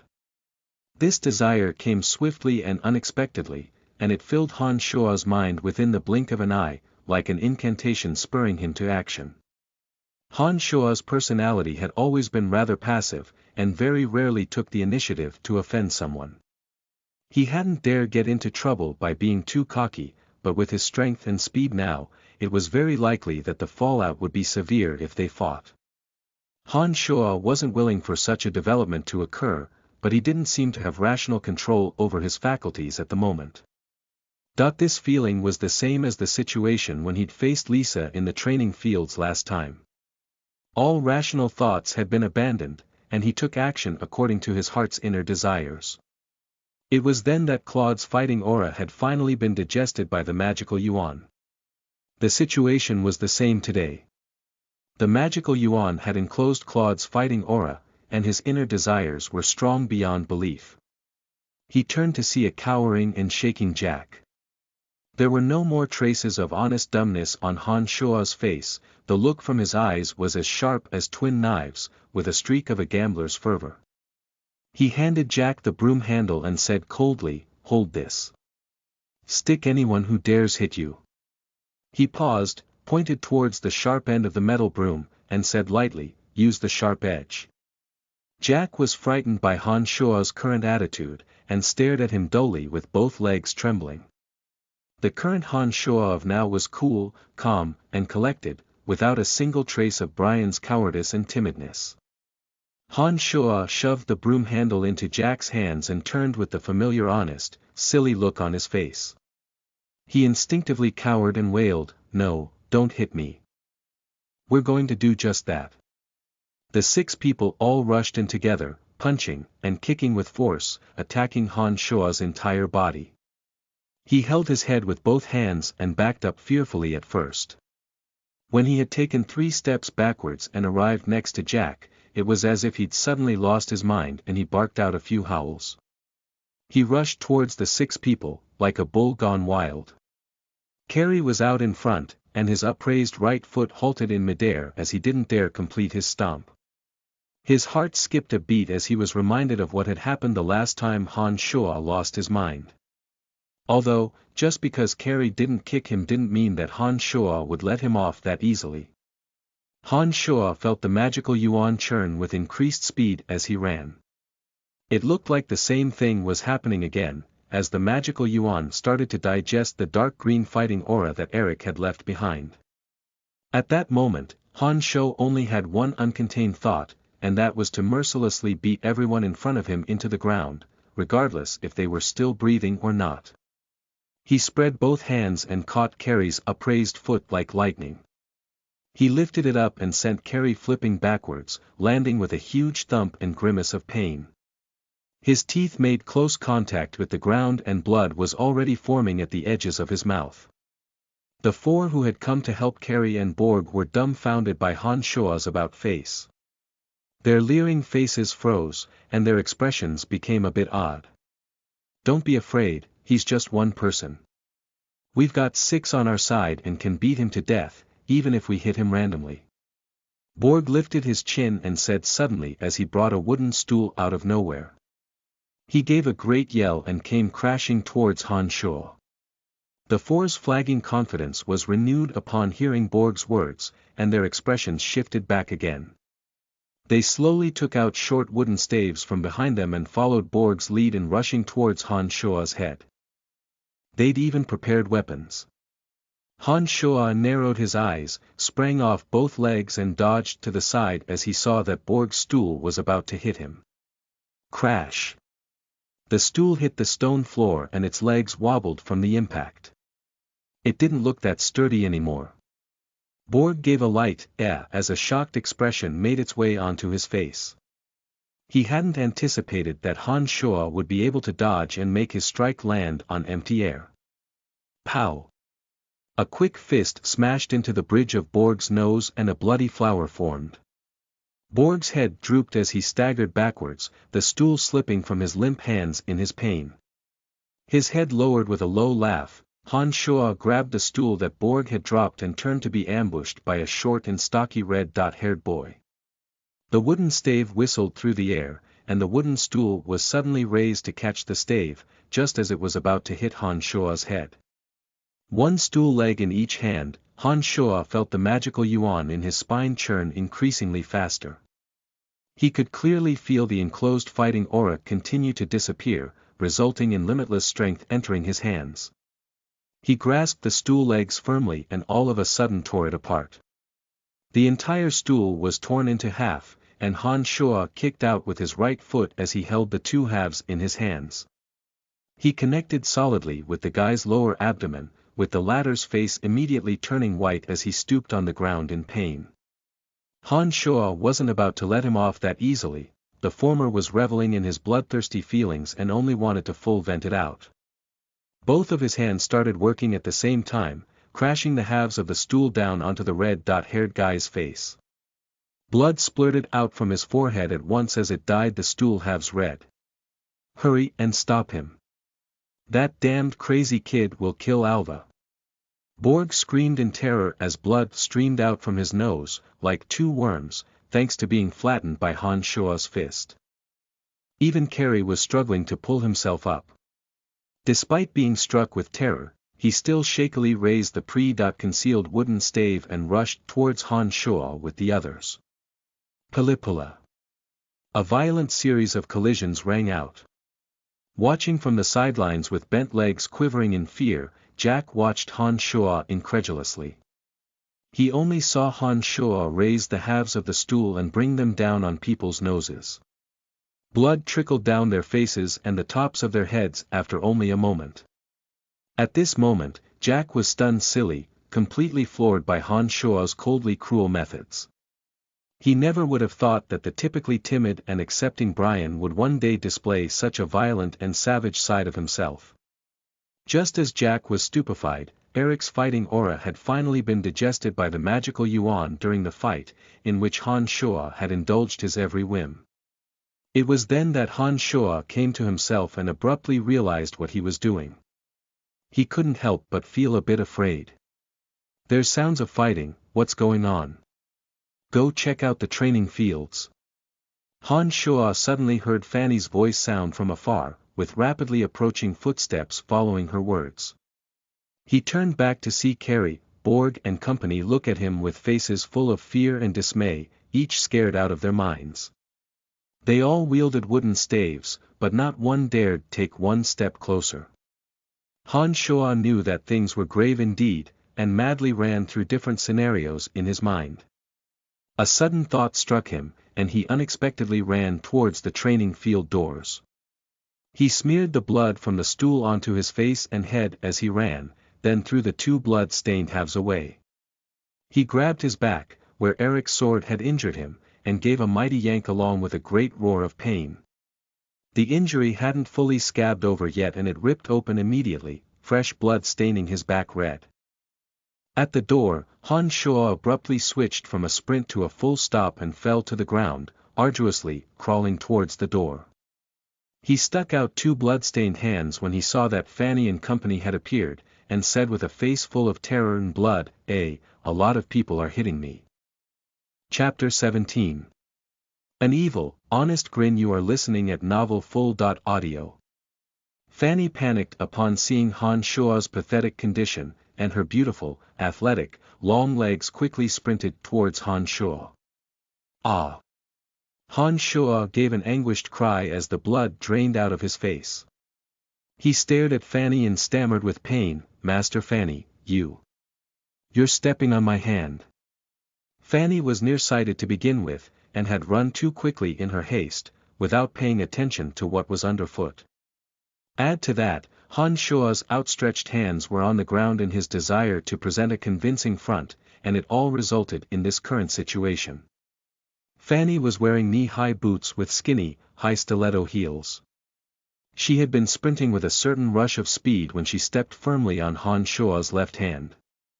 The pain on his face was not feigned in the slightest, it truly was pain that cut deep into the bone marrow. Han Shoa hadn't suffered any major injuries in his prolonged fight with Carey and company, but now he was suffering from agony deep within his bones. "Ooh. Sorry Brian, I didn't see that your hand was stretched out this far." Fanny was horrified and hastily apologized. The boot, that had been stepping on Han Shoa's left hand, was swiftly retracted in shock, and rapidly shunted to the left, but Han Shoa's outstretched right hand was precisely where her foot would land. Han Shoa was scared out of his mind upon seeing that the sharp spike was about to wreak havoc on his right hand. He withdrew his hand with lightning-like speed and wiped at the blood traces on his face. He pointed at the gobsmacked crew behind him and sent up a wail proclaiming his grievances. They hit me." Fanny's face darkened as soon as she heard these words. Although there were multiple injuries to Carey and Company's faces, they had long since wiped off all traces of blood when they heard someone approaching. They were afraid of being questioned, and in the confusion wiped off all the blood on the weapons that they then carelessly discarded. They had been planning to keep their mouths shut and just chalk the afternoon's events up to bad luck. Who knew that Han Shoa would be so evil as to pin the blame on them after he'd beaten them up? Fanny's beautiful eyes were astute. She threw a glance towards Carey and Company and realized that although their clothes were in disarray, there were no traces of blood on their face.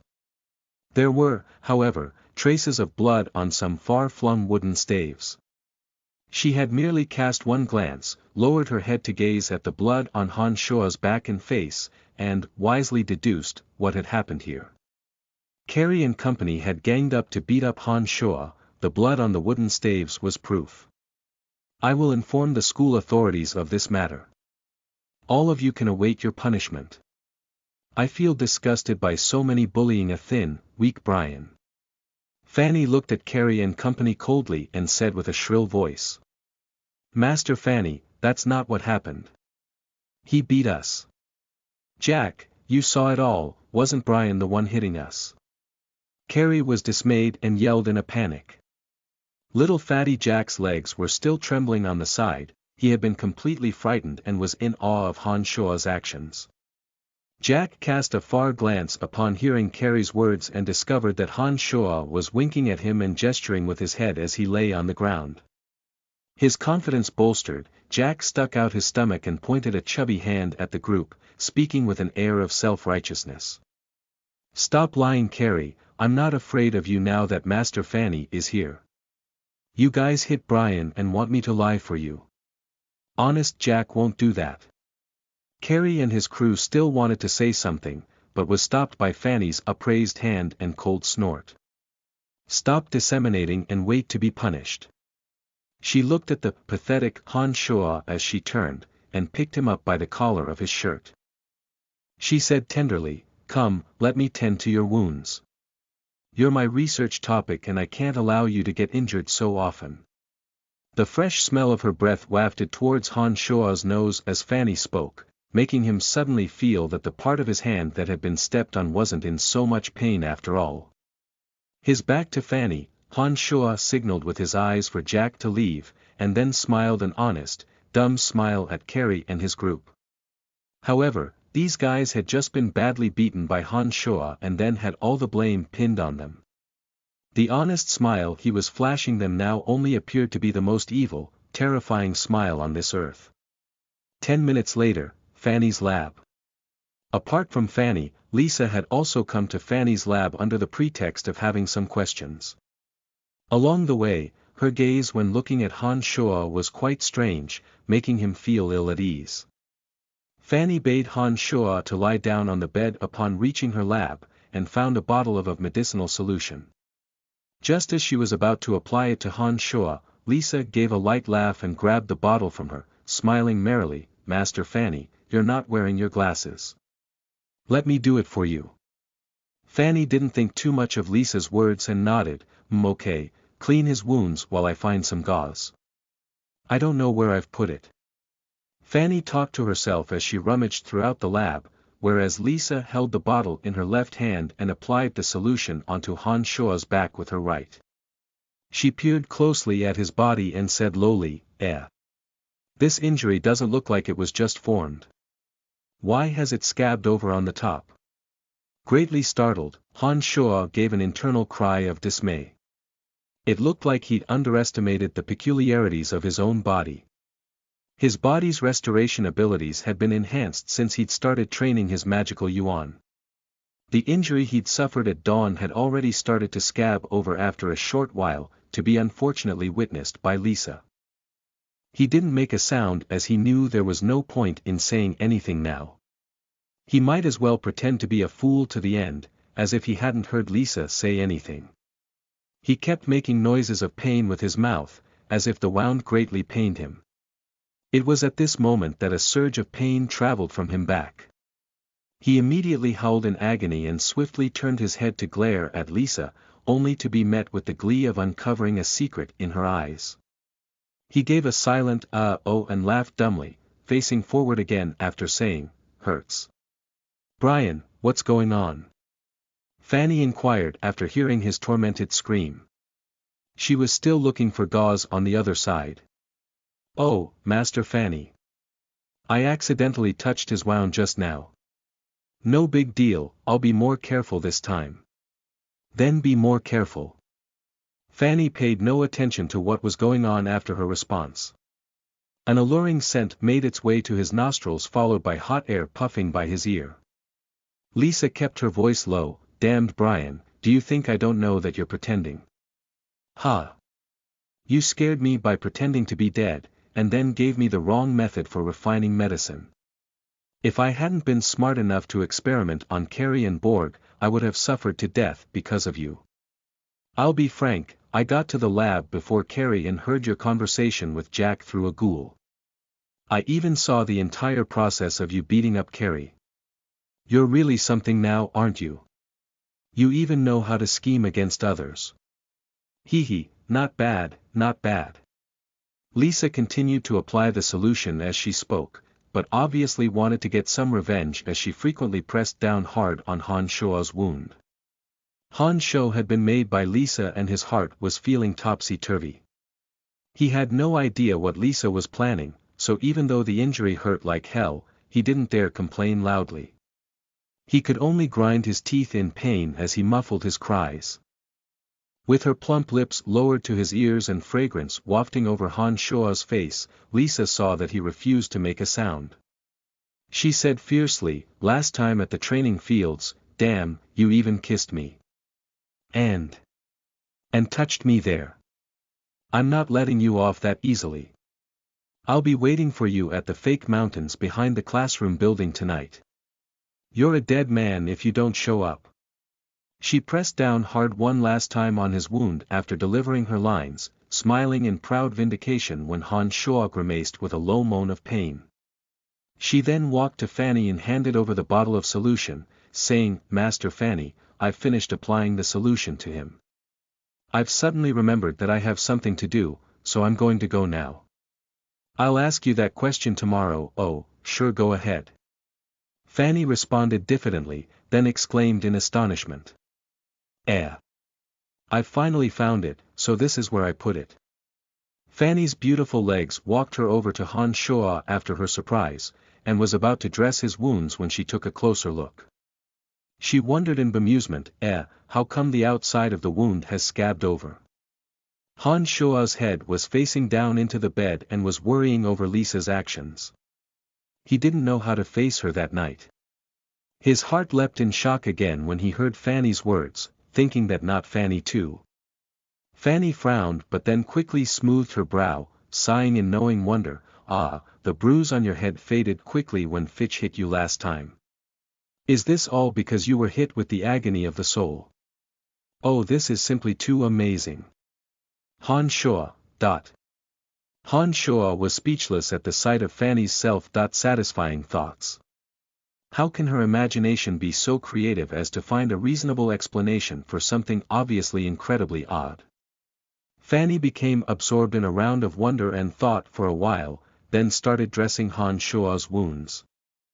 Her movements were extremely gentle, as if afraid of hurting Han Shoa. Han Shoa reflected that Fanny's movements were so much better than Lisa's, and was about to turn his head to thank Fanny when he noticed something by the opened lab door behind Fanny. He glimpsed a tall, thin figure staring at him enviously. It disappeared upon realizing that his attentions had been noticed. Fitch. Chapter 18. Please let us off the hook. You are listening at novelfull.audio. Fanny did not intend to run Han Shoa through a gauntlet, due to his injuries. She let him go back after she'd cleaned, dressed his wounds, and saw that he wasn't suffering anywhere else. Han Shoa's walk back was filled with silent frustrations and worry. He hadn't thought that Lisa would cotton on to him playing the fool that quickly. He'd played quite a few nasty tricks on her recently, and she'd originally let it all go because she thought he was crazy, but now that she knew it was all an act, she was bound to be out for his blood. He'd unknowingly made it back to his warehouse, while deep in the midst of furrowed, scattered thought. Just as he was about to open the door and step inside, he discovered the two cowering figures of Carrie and Borg by his doorway. Han Shoa had beaten these two the most at the training fields earlier because they were the ringleaders. Their faces were now bruised and battered, and the sides of their faces were even a bit misshapen. Han Shoa's thoughts churned as he saw the two of them waiting there. He cautiously checked his surroundings, wondering how many more they had hidden on the sides waiting to ambush him, since they were already here to exact revenge. He surveyed the vicinity and squinted, staring at the two of them without saying a word. He walked slowly to the side, where he usually washed and scrubbed things, and chose a hard rock. He smiled dumbly and said, "Do you still want to fight?" Carrie and Borg both shuddered and they saw Han Shoa come back with a rock. Carrie hastily said, "Brian, please let us off the hook. It was our fault for offending you before, we'll never do it again. Please forgive us." On the side, Borg was also staring at Han Shoa, with a face full of fear, as he shakily fumbled out 2 silver coins from his pocket. He cowered in front of Han Shoa and offered them to him. "Brian, this is a token of our sincerity.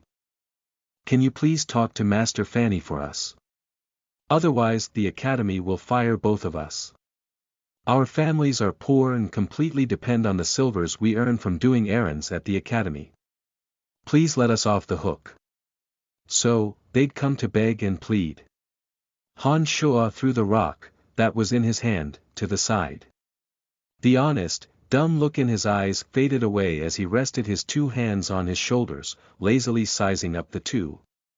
Han Shoa smiled after a moment. "I don't want those 2 silvers." Borg and Carrie eyed each other, then looked at the completely unruffled Han Shoa. They both bent down, putting one knee on the ground and implored, "Brian, please forgive us. We won't dare do anything again. Stand up and talk, stand up and talk." Han Shoa hurriedly raised the 2 from the ground while smiling. He then responded, "I don't want your silver, but I'll talk to Master Fanny and leave you 2 alone in the future if you agree on one condition." At this point, how could Borg and Carrie not know that Han Shoa had always been putting on an act? Han Shoa's coldly cruel methods in the training fields had stunned and frightened all thoughts of revenge out of their heads. The current Han Shoa had completely exceeded all of their expectations. "We agree to whatever condition you want," Borg speedily replied, fervently looking at Han Shoa. Han Shoa looked at the 2 in a measured, unflappable manner and nodded. He said, "In the future, the 2 of you need to hop to it on all my errand duties, and finish them quickly. I'll talk to Master Fanny, as long as you 2 agree to this." "No problem, Brian, we've got this. We know what to do, we'll carry out your work in the future." Carrie almost tripped over his words in rapid agreement, as if he was afraid that Han Shoa would regret his words. There were 4 errand boys in the necromancy major. If the school authorities really did sweep Carrie and Borg out the door, they wouldn't be able to immediately find replacements. This way, the two's original jobs would undoubtedly fall onto Han Shoa and Jack's shoulders. Han Shoa would no longer have any free time, and was naturally something he didn't want to see. Now that Carrie and Borg had agreed to handle Han Shoa's business for him, he would have a lot more energy to do other things. What a change in fortunes. It used to be that Brian was the one receiving a whole heck of extra work from these guys. Now the situation was reversed, and he had indirectly gotten revenge for that unlucky Brian. He noted that the sky was darkening, and remembered that the proposed time with Lisa was quickly approaching. He said with some degree of impatience, all right. I need to make a trip to behind the classroom building. You should go back if there's nothing else. Be careful in the future, keep pretending that I'm that crazy village idiot. If you dare breathe a word of what happened today, I'll beat you two so badly that you wouldn't even recognize each other if you stood face to face. Carrie and Borg cravenly nodded in quick agreement upon hearing Han Shoa's chilly threat. Han Shoa's brutally cold-blooded methods in the training fields had branded a deep mark on their hearts. They didn't dare think of revenge even deep within their hearts. Just as Han Shoa was about to leave, Borg suddenly thought of something and called out, "Brian, don't walk towards the back of the classroom building from the direction of the fake mountains. Lisa just directed Carrie and I to set up 3 holes with nets and tripwires. She said she wanted to test the intelligence of summoned creatures. Don't walk into them by accident." Han Shoa was taken aback, but quickly marshaled his thoughts in understanding. It looked like Lisa had made her preparations early. What intelligence testing of summoned creatures? It's just something she's prepared for me. Where did you set up the traps? Tell me in detail, otherwise I just may fall into them in the dark. Han Shoa frowned as he asked Borg and Carrie. There was no way those two could have known that Lisa had set those traps in order to deal with Han Shoa. Add to that their current need for a favor from Han Shoa, and their genuine fear of him, the two quickly elaborated on the locations of the 3 traps in great detail. Okay. See you tomorrow. Remember to thoroughly wipe and dust off the statues on the path to the classroom buildings. I'm going to sleep in tomorrow. Han Shoa showily gave an order to the two and walked off without a care in the world, towards the fake mountains behind the classroom building. Department of Dark Magic classroom building, around a bend in one of the fake mountains. Lisa was hidden behind the fake mountain, a corner of her mouth lifted into a snicker with evil intent. Her 2 eyes sparkled with life as she eagerly peered at Han Shoa slowly emerging in the distance. Damned Brian, how dare you pretend to be crazy and embarrass me? Not only did you scare me by pretending to be a corpse, but you kicked my butt in the training field and you gave me a disgusting refining recipe. See if I don't torment you to death. Lisa thought viciously and her fingers tightened on the rope wrapped around her hand. The other end of the rope was wrapped in a circular loop, laid on the path that Han Shoa would have to take on his way to the fake mountain. Lisa would give a mighty pull as soon as he set both feet into the loop, immediately tripping him to the ground. A big, outstretched net had already been laid out on a protruding rock further up ahead, just waiting to entangle Han Shoa as soon as his legs were tied up. Lisa laughed a silent, cruel laugh as she watched the unassuming Han Shoa approach. She observed him looking all around, calling out as he slowly shuffled forward, "Lisa, where are you? Come on out. I'm here, come over here. I have something to tell you. You're dead if you don't come over here." Lisa snorted lightly as she stayed behind the fake mountain. Han Shoa glanced to his left and right again and walked towards the area with the rope lying in wait, as if he was completely oblivious.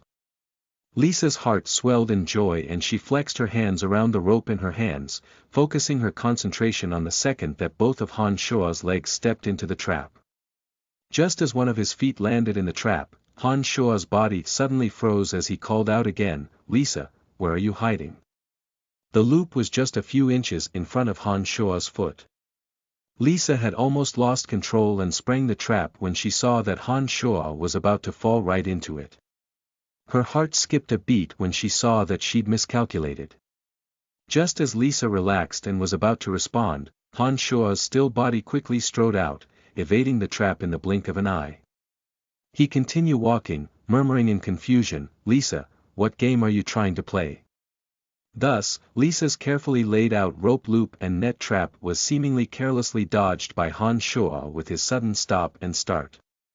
A wave of dejection rose in Lisa's heart and she cursed in a low voice, hating Han Shua for his good luck, but never once thinking it was because he was keenly aware of what was going on. "I'm here, what took you so long?" Lisa was gritting her teeth in complaint, as her lithe body emerged from a crevice in the fake mountain. "Oh, nothing much. Just that my back was still hurting so I went back and rested for a bit. Thanks for dressing my wounds today," Han Shua said without expression and walked towards Lisa. A sudden crack rang out, as if fragile wooden raft had been snapped. Han Shua's body vanished from where he stood, accompanied with his panicked yell. Agony-filled moans followed shortly thereafter from a deep hole that had suddenly appeared. "Huh, damned Brian, you finally fell for it.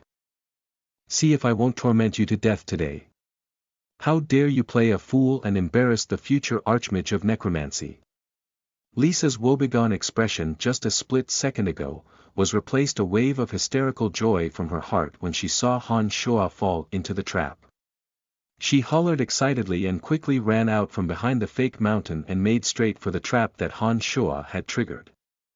Lisa laughed in proud, high-pitched laughter as she walked to the edge of the trap. She brought out a stone as she cussed loudly at Han Shua, intending to stone him where he'd fallen to take revenge for her latest humiliation at his hands. All of a sudden, a hand wrapped around Lisa's right ankle.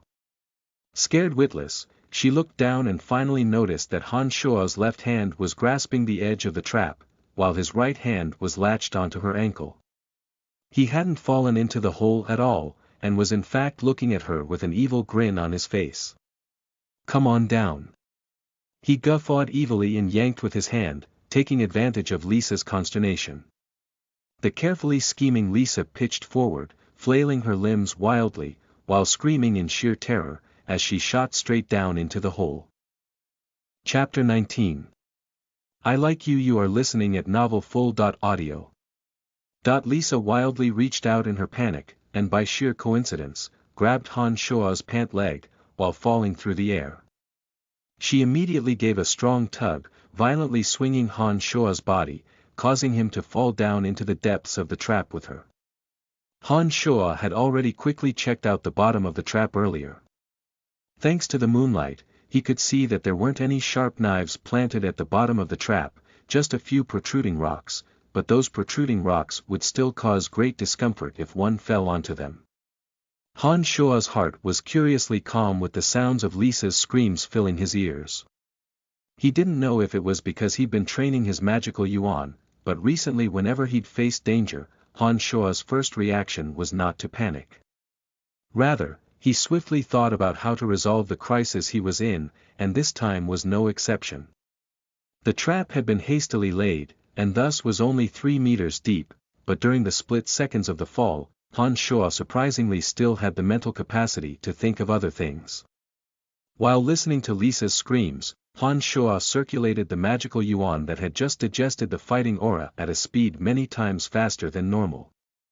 Han Shua made his move just as the two were about to violently crash into the protruding rocks.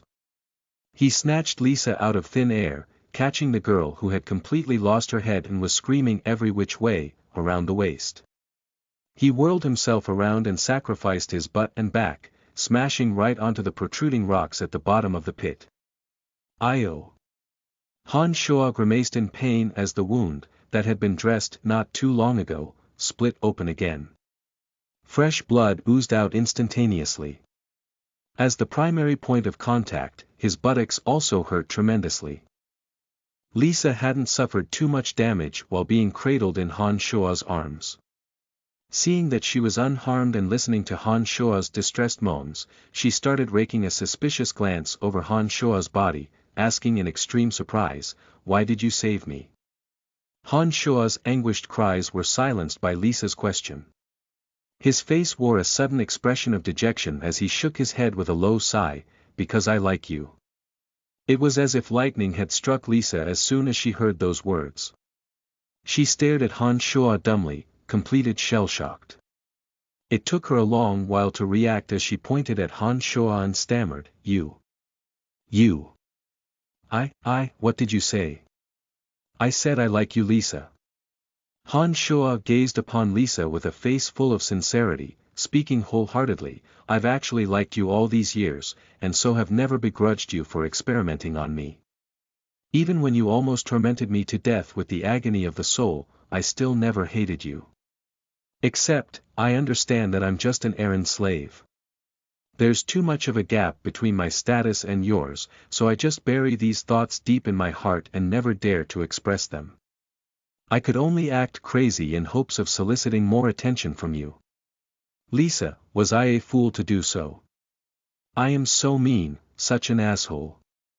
Han Shua sprouted off lies with an earnest face on one hand, and with the other inwardly marveled that he could use such low methods after arriving in a strange world. He didn't know whether it was due to training his magical yuan, or the fact that he had been evil to begin with and it had only begun to show itself after shrugging off all constraints in this strange world. Lisa was completely dumbfounded by Han Shua, staring at him dumbly and forgetting to speak. She only shook off her stupor and hurriedly stood up when her agitated hands randomly roamed over a strip of naked thigh. When she looked at Han Shua, an astounding blush actually stole across her face for the first time. She seemed to be a bit embarrassed.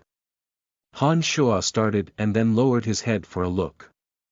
That was when he noticed that Lisa had ripped his pants when they landed. Apart from his boxers, his entire lower body was completely exposed.